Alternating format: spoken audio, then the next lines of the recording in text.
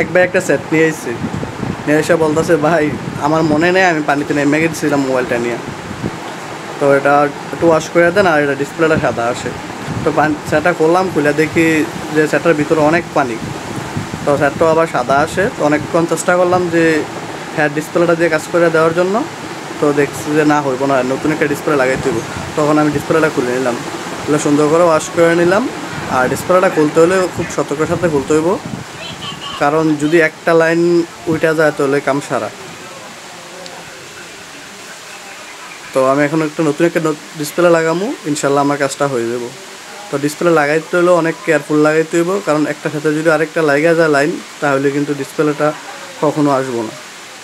তো আমি ডিসপ্লেটা লাগাই নিলাম, লাগাই নিয়ে এখন শক্ত হওয়ার জন্য যখন হাত থেকে পরে বা আসার দিলেও যখন ডিসপ্লে লাইনগুলো ম্যাচিং না, ওই জন্য আমি আবার আলগা একটু রং দিয়ে দিতেছি, রং দিয়ে স্মুথলিভাবে লাগিয়ে দিতেছি। দেখেন আলহামদুলিল্লাহ আমার কাজটা হয়ে গেছে, এখন দেখি কি আসে।